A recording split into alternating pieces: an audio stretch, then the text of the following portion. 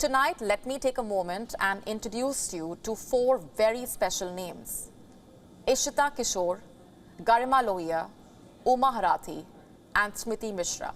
These women have bagged top 4 spots in India's civil services examination. The Union Public Services Commission, or the UPSC, released the list of candidates who cleared the civil services exam for the year 2022, and these 4 names have topped the list.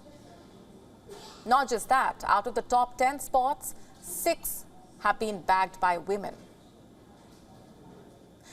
You see, it's not every day that we celebrate our women, but today is different. Though it is not the first time that this is happening, year after year, women are climbing up the merit list. They are bagging the top spot in what is known to be the toughest examination in the country. And this has been a trend for a while now. Women also secured the top spot in 2021, also 2016, 2015, 2014.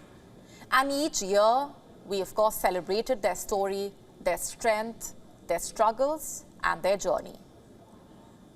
But what happens next? What happens to these women toppers? Do they go on to become top bureaucrats, or do they get lost on their way to the top? That's the question I want to ask tonight. And why am I asking this question? You see, in India, a civil servant can climb up to the position of a cabinet secretary. That's the top position for a civil servant. But if I ask you, how many women cabinet secretaries has India had so far? The answer is 0. You heard that right. Even after 76 years of independence, India has not had a single woman cabinet secretary, not one. In fact, just 14% of the secretaries to the Indian government are women. There are just 3 women chief secretaries across Indian states and union territories combined. Further, there have been no women secretaries of Home, Finance, or Defense. So where do the women rank holders go? Tonight, let me also ask you, who was the first woman civil servant of India?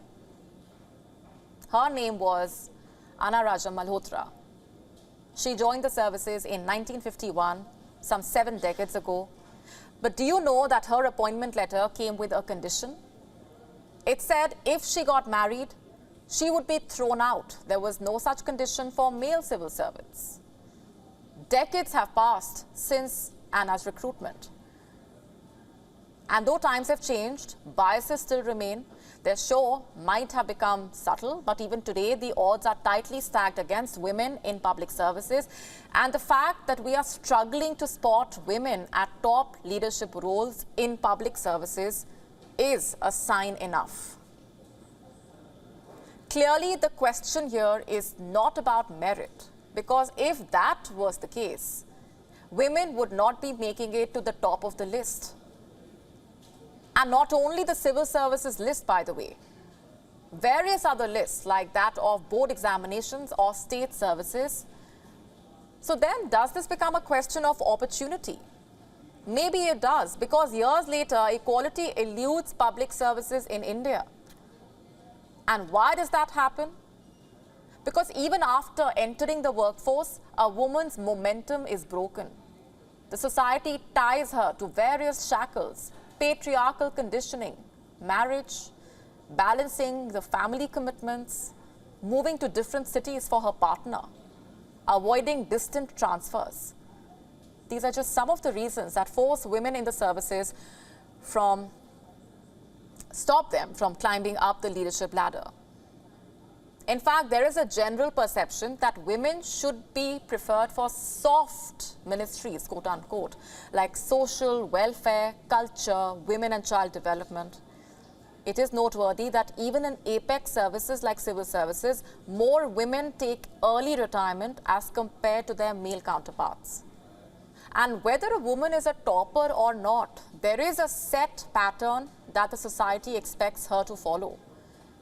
A chalked path that is based on gender stereotyping and backed by years of patriarchal conditioning.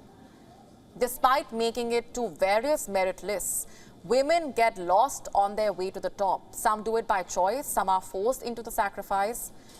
While some may make peace with it, others might not. So coming back to the question, what happens to these women toppers? Though they are entering the services on merit, the bigger question is, are enough of them serving their tenure with parity postings? Perhaps they are falling prey to lack of opportunities and gender stereotyping. WION now available in your country. Download the app now. Get all the updates on the move.